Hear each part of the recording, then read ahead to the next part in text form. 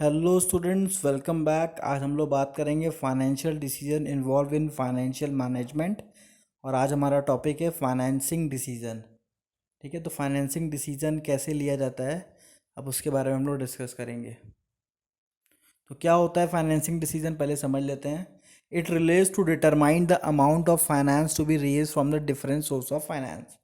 तो financing decision में सबसे मेजर इंपॉर्टेंट चीज़ जो होती है वो ये होती है कि आप बिजनेस में कहाँ कहाँ से पैसे क्या अरेंजमेंट करोगे।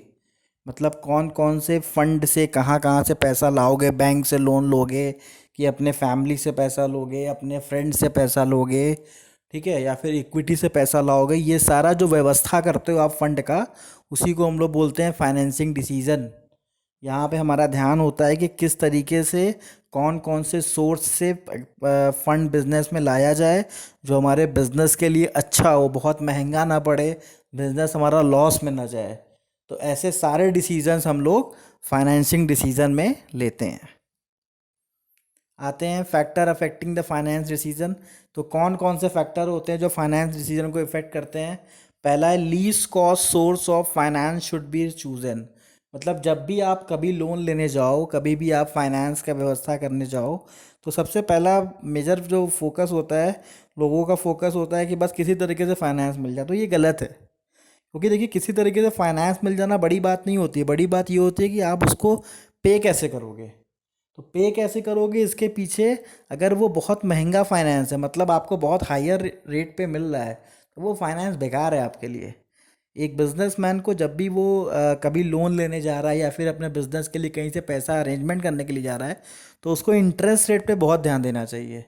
ऐसा नहीं पैसा बहुत ज़रूरी है तो किसी भी अमाउंट पे हम इंटरेस्ट रेट पे उठा लें। तो पहला पॉइंट हमें यही बता रहा है कि लीस्ट कॉस्ट पे आपको फंड अरेंज करना है। अगर आप अच्छे बिजनेसमैन हो तो आप लीस्ट कॉस्ट पे फंड अरेंज करोगे अपने बिजनेस के लिए, ताकि आप पैसा कमा सको ना।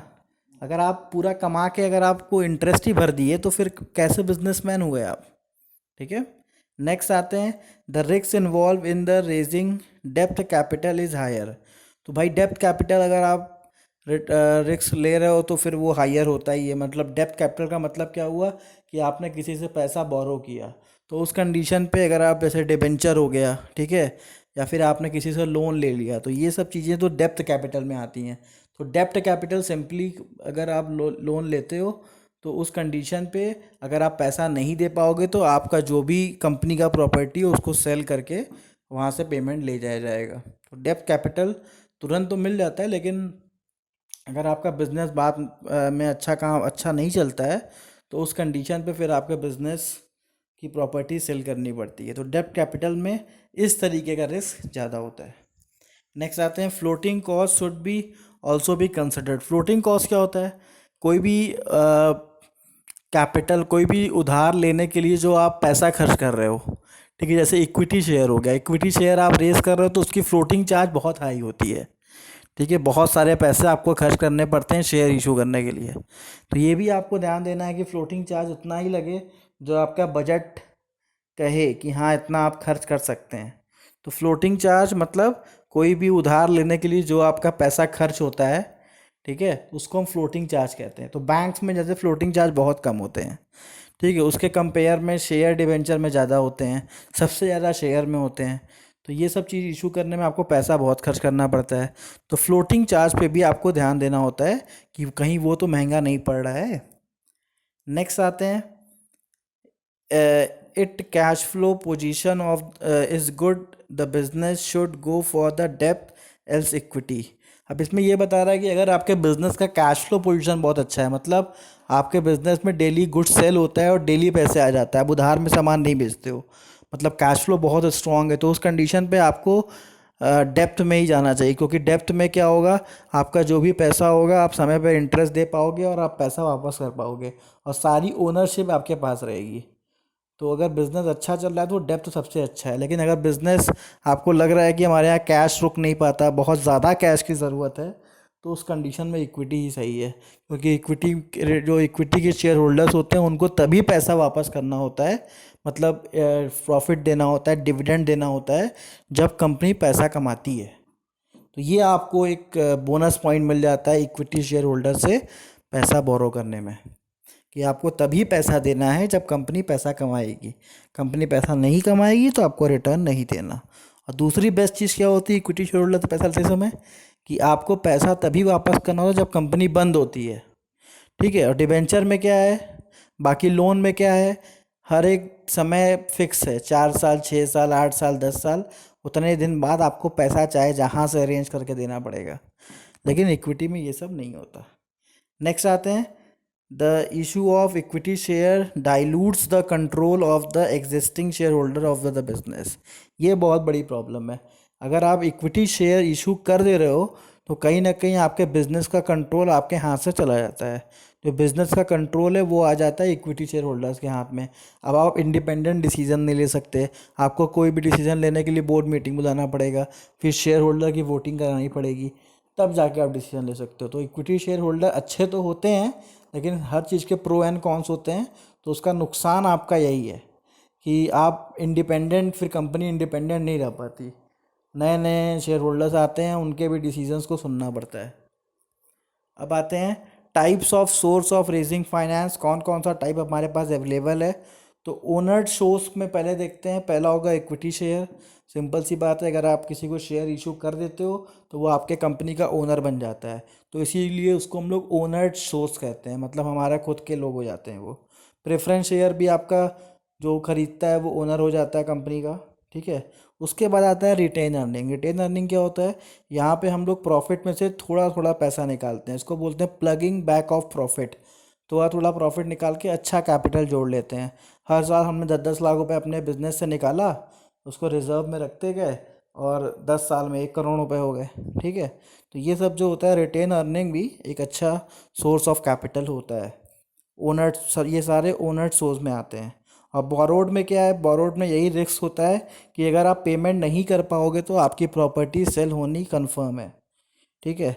लेकिन बोरोड फंड में फ़ायदा क्या होता है कि तुरंत पैसा मिल जाता है और इनका कोई कंट्रोल नहीं होता। आपको जो करना है, जैसे करना है करो, इनको इनसे मतलब नहीं होता। उनका सिंपल सा एक कॉन्सेप्ट होता है कि उनका जो इंटरेस्ट है वो उस डेट को मिल जाना चाहिए, और प्लस जो उनका कैपिटल है वो अगर आपने 4 साल में कहा है वापस करने के लिए तो 4 साल में वापस कर दीजिए। इसके अलावा इनसे आपका कोई मतलब नहीं होता। ठीक है। तो उसमें हो गए डिबेंचर आ गए, बॉन्ड्स आ गए, loan from bank, financial institution, public deposit. तो ये सारी चीज़ें आ गई। तो डिबेंचर आप समझ ही गए कि डिबेंचर में कंपनी जैसे शेयर इशू करती है डिबेंचर इशू करती है। बॉन्ड का मतलब कंपनी ने अपना खुद का प्राइवेट बॉन्ड इशू कर दिया। ये सारा सेबी से अप्रूवल लेना पड़ता है। लोन फ्रॉम फाइनेंशियल बैंक तो सिंपली लोन प्राइवेट बैंक से ले लो, या फिर फाइनेंशियल इंस्टीट्यूशन से ले लो, या फिर गवर्नमेंट बैंक से ले लो। पब्लिक डिपॉजिट का मतलब क्या हुआ कि पब्लिक से डिपॉजिट लेना, तो ये भी आपको सेबी से कंफर्मेशन करके तभी करना है, ये आप अपने से नहीं कर सकते। ठीक है। तो ये सब आएगा ब्रॉडआउट फंड में। अब आते हैं consideration involve in the issue of equity. Share holder do not expect any commitment regarding the payment of return. तो फ़ायदा क्या होता है अगर आप इक्विटी इशू करते हो, तो बेस्ट चीज़ क्या होता है, पहला पॉइंट जो लिखा हुआ है कि हमारे शेयर होल्डर को रिटर्न से मतलब नहीं होता है। अगर आप रिटर्न नहीं भी दोगे तब भी वो शेयर होल्डर बने रहेंगे, लेकिन कंपनी कोशिश करती है कि रिटर्न दे ताकि कंपनी का इमेज अच्छा बने। ठीक है। नेक्स्ट है the floating cost on the equity capital is high. मैंने आपको पहले ही बताया था कि जब आप शेयर इशू करने जाते हो तो आपकी फ्लोटिंग कैपिटल बहुत हाई होती है। ठीक है। इससे ज़्यादा फ्लोटिंग कैपिटल किसी में लगता ही नहीं है, मतलब इतना ज़्यादा खर्च होता है शेयर इशू करने में। इसीलिए लोग शेयर तभी इशू करते हैं जब इनको बहुत पैसा चाहिए, 1000 करोड़ रुपए चाहिए, 2000 करोड़ रुपए चाहिए, तब जाके वो शेयर इशू करते हैं, ताकि फ्लोटिंग कॉस्ट जो है वो मैनेज हो जाए। थोड़े मोड़े पैसे के लिए शेयर इसीलिए लोग इशू नहीं करते। नेक्स्ट है the share holder expect the higher return in the return of assuming higher risk. अब इसमें क्या बता रहा है कि शेयर होल्डर जो होता है वो आपसे रिटर्न तो मांगेगा नहीं, लेकिन वो एक्सपेक्ट करता है, ठीक है, कि उसको हायर रिटर्न मिलेगा क्योंकि वो शेयर खरीदा है। तो वो हमेशा एक्सपेक्ट करेगा, और कंपनी जो अच्छी कंपनी होती है उनके एक्सपेक्टेशन को पूरा भी करती हैं, वो हायर रिटर्न देती भी हैं इनको, तभी वो कंपनी का नाम अच्छा जाता है और कंपनी के शेयर्स के प्राइस भी बढ़ते हैं फिर। नेक्स्ट आता है consideration involve in the issuing of डेप्थ। अब डेप्थ में क्या क्या चीज़ें आएंगी, interest on borrowing fund has to be paid regardless और वेदर और not the business has made profit. तो इंटरेस्ट आपको पे करना पड़ेगा चाहे जैसे आपकी स्थिति चाहे जो हो, आप प्रॉफिट कमाओ चाहे मत कमाओ, डेप्थ में अगर आपने पैसा रेस किया है तो कहीं से भी पैसा लाके आपको देना पड़ेगा। तो डेप्थ में यही प्रॉब्लम है कि आपका प्रॉफिट हो चाहे ना हो, आपको बिजनेस में आपको इंटरेस्ट देना पड़ेगा चाहे जहाँ से दीजिए। नेक्स्ट है there is some amount of financial risk in डेप्ट फाइनेंसिंग। तो फाइनेंशियल रिस्क क्या है?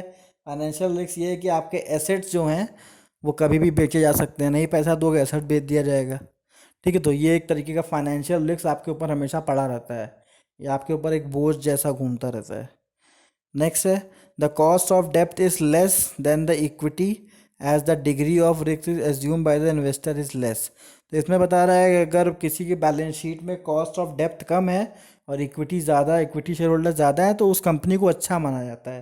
क्योंकि देखिए डेप्थ वाला जो प्रॉब्लम है ना, उसमें ओनर बन जाओ कोई दिक्कत नहीं है, लेकिन जो डेप्थ वाला अगर कंपनी जब रेस करने लगती है तो वहीं लोगों को डर लगने लगता है कि मान लो कंपनी डेप्थ नहीं पे कर पाई तो उस कंडीशन पे कंपनी के सारे एसेट्स सेल हो जाएंगे। इसीलिए लोग हमेशा प्रेफर करते हैं कि हाँ इक्विटी शेयर होल्डर रहे, ज़्यादा रहे कोई दिक्कत रहे नहीं है, लेकिन डेप्थ कम से कम रहे।